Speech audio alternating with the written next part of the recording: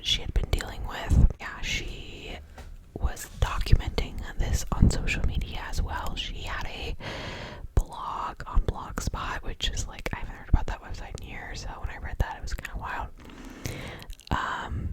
And she started the blog in like mid 2010, and this is where she would like talk about fashion, but she would also post about her mental health struggles, not to like great lengthy detail, but she would, kind of vent about what was going on in her life at the time. How she would post about her mental illness struggles and how she had had a relapse in her like mental episodes, and that caused her to have to like drop and withdraw from like many classes because she was not able to focus or really do anything. I mean, I think anyone who's ever been through a mental health crisis knows that when you're kind of like in the midst of everything, you basically feel like a vegetable, for lack of a better term. This was very disorienting for her because I think she saw all the people that she went to school with kind of like moving on with their lives and going to school and like completing their classes, getting closer and closer to graduation, and she was kind of stuck at a standstill, which can be really disheartening and really like upsetting, to imagine that you were going to be in one place in your life and you're not where you thought you were going to be when you get there. So she had been previously diagnosed with bipolar disorder and depression and was prescribed medications to help treat these. She was never really known to have any like self-harm, like attempts. She didn't attempt to like end her life or anything like that was known of. She just had very mild to moderate depression, but she was bipolar, and when you have bipolar disorder, a lot of things come with that, such as psychotic episodes, and many other things. But her parents did not think that she ever wanted to like end her life, or really anyone around her. That just did not seem like her. But when you're prescribed medications, a lot of people, herself included, tend to feel better, and then when you feel better, you stop taking the medication, which is like sometimes can be like the worst thing you can do. So she had a pattern of not taking her medications, and on occasion this would lead to her having like hallucinations, which I can't imagine how scary that probably was.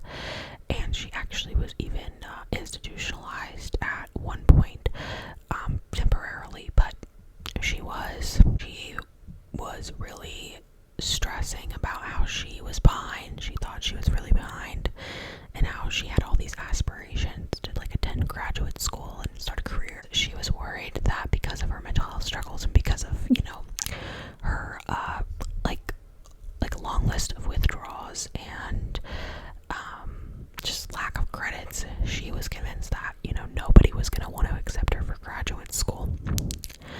And this is where she went to her blog to talk about these concerns, a bit more vague detail, but she still went to her blog to like kind of vent it all out without having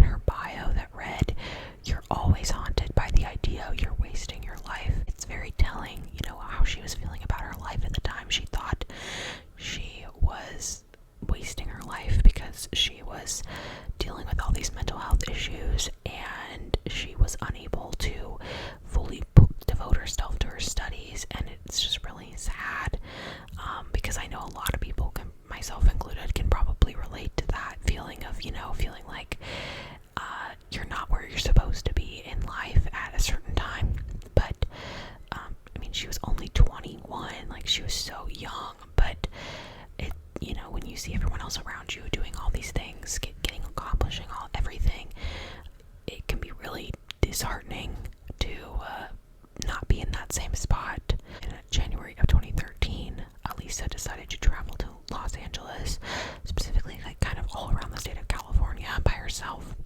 And she took the Amtrak and various buses like within the city. And from what I gathered, this was the first time that she had ever traveled by herself. So this was a pretty big deal, and especially being such a young woman, traveling by herself can be super intimidating. But you know, she was excited to see parts of the world that she hadn't seen before. But yeah, so she took the Amtrak and these buses to Los Angeles, so it took quite a while to get there, although she was in Vancouver, so like she's on the West Coast, but still, I can't imagine she got there very quickly. Before making it to LA, she stopped in San Diego and made several posts on her social media about being at the San Diego Zoo, and she finally made it to LA on January 26th. And after 2 days of being in Los Angeles, she checked into the famous Cecil Hotel. Now, if you are not familiar with the Cecil Hotel, which I think everybody out there who's like into true crime probably is, the Cecil Hotel was the temporary residence of Richard Ramirez, aka the Night Stalker. It was also the home or like temporary residence of Jack Dingwager, an Austrian serial killer who murdered at least 3 prostitutes while he was at the hotel, and several people have ended their lives at this hotel over the years. So I mainly knew it because of the Richard Ramirez thing, but it is a very infamous hotel among like the true crime community. But yeah, so this is where she was going to be staying while she was in Los Angeles. So when she arrived, she was assigned a shared room on the hotel on the 5th floor, or at the hotel on the 5th floor. And she was like given, you know, these random roommates, but like 2 days later, or like during those 2 days she was in the room, her roommates reported her because she was being really weird. Like she would like put notes around the room that said go away or go home, and she would like make them do a password for the doors. I don't know if she was like behind the door being like, what's the password, like, you know, when you play that game when you're a kid. That's what I'm assuming what it was. Like these people that didn't know her, that they were complete strangers, it was really concerning. And Elisa was eventually moved to her own room 2 days after she had was assigned to the shared room. And she had also attended a live taping of the show Conan, which is the Conan O'Brien show, in Burbank, California, but had to be escorted off by security due to her disruptive behavior. While this was all happening, you know, she was still in contact with her parents every day, and everything seemed normal to them. Nothing seemed out of the ordinary until it was January 31st, and they did not receive any messages from their daughter, which was very unusual. So her parents tried to call her multiple times, and this was the day that she was supposed to be leaving the hotel and heading for Santa Cruz. And after trying to reach her multiple times, Lisa's parents contacted the LAPD to alert them of their daughter's seemingly disappearance. And they flew to Los Angeles immediately to begin search efforts. That's when the investigation kind of kicked off. The detectives began interviewing the hotel staff, and they said that they had seen her on the 31st. And there was a woman named Katie Orphan who managed a bookstore, a very famous bookstore in the area. And she had recalled talking to Elisa that day and said she was very outgoing and friendly and had stopped at the bookstore to get gifts for her family back home. And nothing seemed out of the ordinary. Everything seemed very normal and cordial. She didn't appear to be in distress. So the police went on to search the hotel to the best of their abilities, but there was really only so much they could do, because it wasn't a confirmed crime scene and they weren't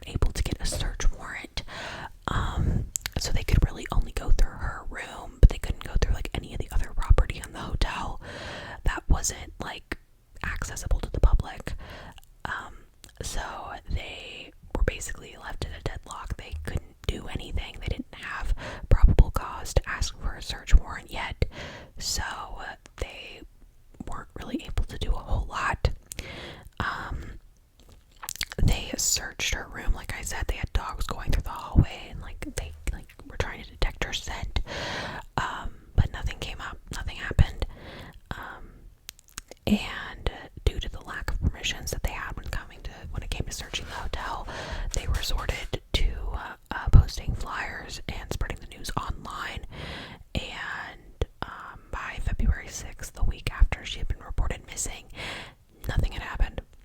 However, by February 13th, nothing had happened still, but the LAPD released a video surveillance footage from the elevator that Elisa was in the day she disappeared, and it is one of the most disturbing videos I have ever seen. It is so eerie and bizarre, and just like it makes like my it like sends a chill up my spine. It's very unsettling. But basically, they released this video on the 13th. This video was from the 31st, so the day that she went missing. And in the video, she appears to be like pressing on every button on the elevator panel, and she like enters and exits multiple times. So she like kind of like sticks her head out, looks both ways, and then like jerks back in, or she'll like stick her head out, walk out, and then she'll walk back in, and like the doors don't close, and she just like is like looking around her shoulder, like she's acting like somebody is like supposed to be coming to the elevator, or like she's waiting for somebody. It's really bizarre. And then at some point in the video, she exits the elevator and does not come back in, and that is the last time she is seen. And the video blew up on social media. Many people just thought it was so disturbing and eerie, and they just thought like everything that like I just said, like that she was obviously, like it seemed like she was waiting for somebody, and there people began like speculating the like parameters of her disappearance, like wow, did she just like up and leave? But many people, once they found out that she had mental health issues, a lot of people thought it was because of her mental health issues, and they thought it was because she was having an episode. However, some people thought that she was like under the influence of, you know, some hard drugs, like party drugs, like ecstasy or Molly or anything like that. But I think the main consensus were people thinking that it was her bipolar disorder that was causing this. But literally, this video was being viewed all over the world, and still is to this day. Frankly, I'm sure most of you who are watching this have probably seen at least pictures of the video that I'm referencing, but it is very, very, very eerie. Even though this video got released, there was still nothing really happening with the case. And during this time, guests began complaining about like a really sour taste in their like water, and it was like black, and also it was like the pressure, like the water pressure was really low. So they kept like going to the staff and being like, what is going on? So on the morning of February 19th, so this would be about 20 days after Elisa went missing, Santiago Lopez, who worked maintenance on the hotel, went to go investigate the issues that had been reported a few days prior. And when he got up to the water tanks where they were located, he discovered the body of 21-year-old Elisa Lam, who was submerged in one of the 1,000-gallon water tanks located on the roof, which provided water to the rooms, kitchens, and a coffee shop. It's devastating that, like, you know, she is deceased. Like, that is heartbreaking, like, over everything else. But to think that, like, people were drinking water that had a body in it.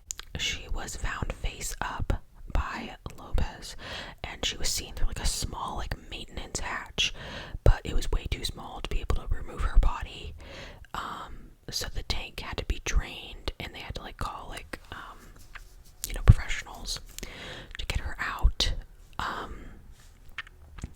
So she was found completely naked, but her clothing was right like beside her, like in the water.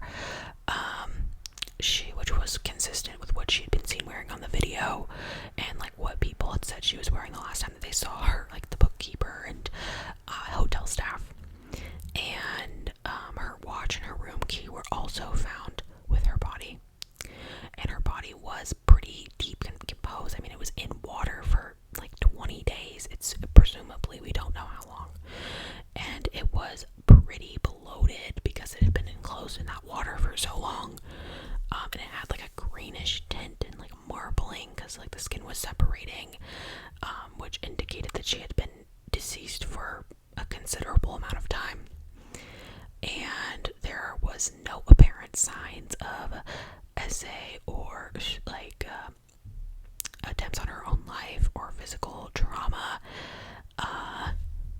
but toxicology reports showed there were traces of prescription medications that were found along with her belongings. So basically she was taking medicine for her mental health conditions, and non-prescription medications such as Advil and like a sinus medicine. There was a very, very, very small trace of alcohol in her system, like almost negligible. I think it was like 0.002%.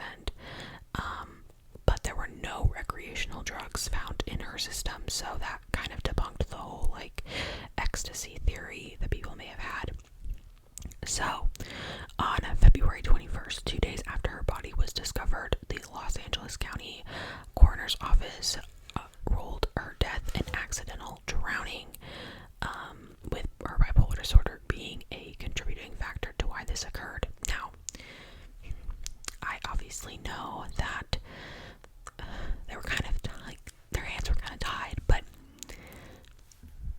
I just have so many questions, and I'll get into that. But yeah, and investigators involved in the case also said their toxicology reports also indicated that she was possibly under medicating for her mental health condition. But I guess there wasn't enough of the certain medications in her system to be like on par with what her dosage was. And there was literally no explanation as to how she got into the tank. The doors and stairs to the roof had been locked, and any attempts would have triggered some sort of like alarm that would have notified the hotel staff. And a lot of people believed that she got there by using the fire escape, as somebody posted a video after her death that showed that the tanks were very easily accessible through the fire escape, and 2 of the tanks were just completely open. And many also question how she managed to get into the tank by herself. They were like cylindrical and like propped up on these huge concrete blocks. I feel like that wouldn't be easy to get into. They were also like, the biggest thing is like they were like with these huge heavy lids,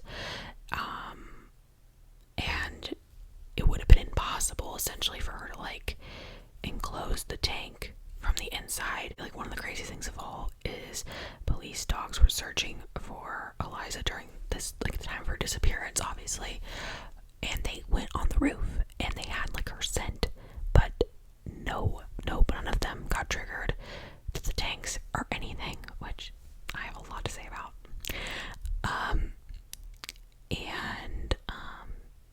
Yeah, many believe she had just had a psychotic episode.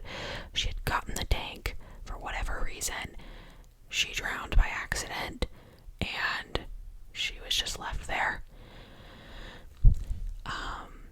Now, here is where the controversies come in. There are definitely some things that were left out from the original, like, main report. So the autopsy also shows that it was incomplete on many occasions. It does not state if the results of the essay kit or the fingernail kit, or even if they were administered, they didn't notate it if they did test for it. So that left a big question in people's heads, because like when you look at a crime like this, it's like, why wouldn't you test for something like that? Even if you like, I bet you wouldn't even say it's obvious in this kind of situation, because it's not obvious that she committed suicide. What would be is, in my opinion, is that somebody killed her and put her there, but that's just my opinion. There were also reports that there was blood pooling in her rectal area, which feels very important to acknowledge. Now, I don't know if it was because her body had been decomposed for a considerable amount of time, but that feels like a very important thing to consider when, trying to discover the manner of death. But nonetheless, the coroner's office was certain that her death was an accident. Like, they didn't even kind of flirt with the idea that these other ones could possibly be, it could at least be uncertain. They were like, no, her death was an accident. And besides the video, but the most eerie thing of all, I would say, is there was a post on her Tumblr after her death that was assumed to be automated. I would be terrified to see that somebody had, but like I said, it could have been automated, but still, it's so random. Was it right after she had died, or was it days and days? Some people think she might have been hacked, but we don't know. And the case ends there. That is the case. And it's really frustrating. Elisa's parents did file a wrongful death lawsuit against the hotel due to them negligently handling the possible dangers that could have been present, such as, the fact that she was able to get into the tank. But the hotel argued that there was no way they could have predicted this event could have happened. Why are your tanks just wide open like that? I guess nobody could ever predict somebody would end up in a water tank, but I don't know, you never say never. But this lawsuit was dismissed in 2015, and this case is presumed to have inspired the 5th season of American Horror Story. It wasn't ever confirmed, but it took place in a hotel. I'm honestly not super familiar with American Horror Story, so I'm not gonna speak on it, but I know there's a lot of fans out there, so they probably know what I'm talking about. And most recently, in 2021, Netflix released a docuseries called Crime Scene: The Vanishing at the Cecil Hotel. That was about her death. There are a lot of questions remaining from this case. A lot of confusion on my end, especially for so many reasons. First of all, I just feel like, how did the dogs not, even if the dogs didn't catch the scent, they were on the roof. Why didn't the police go and look in the tanks? I mean, I think everyone's mind's probably going to. How would they know? That's such an insane way. How, that's crazy. A person would be in a tank. And I agree. But I feel like when you are a police officer, when you are a detective, you should be looking in every crevice, every place, even if it does seem silly, because sometimes that is the most, that's where somebody would put someone. Sometimes you just don't know where a killer is gonna put somebody, and I mean, maybe I'm just thinking with a true crime lens, but it just seems very bizarre to me that the dogs had her scent and they didn't even they were open. They were open. You wouldn't have just walked over and been take a peek. The guy who found her immediately. So I don't know. But yeah. I'm just really I'm so frustrated for the family, and there's just nothing really known about the case, and I think the media really portrays Elisa as a deranged mental person with serious mental health problems, and I just don't think that's fair. She did have a life. She was going to university. She went through hard mental health periods, which a lot of people do, but I just think people, like, a lot of times in media portray her as like psychotic, and I don't know. But this case leaves a lot of questions, like, and no answers essentially. How did this happen? How did that happen? I don't know. I have no idea. But I would love to hear your guys's opinions below. I know this case is like kind of confusing, and I'm sorry if I said it in any confusing ways. It's just a lot of like information, but not a lot of information, and there's just a lot of unanswered questions. Regardless, I hope that I was able to give a retelling of it in a good way. Let me know your thoughts below. I would love to hear from you.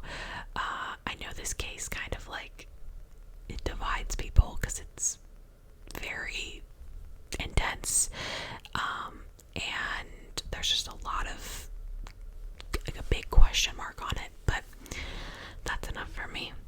Alright, well, I hope you enjoyed today's video, and I will see you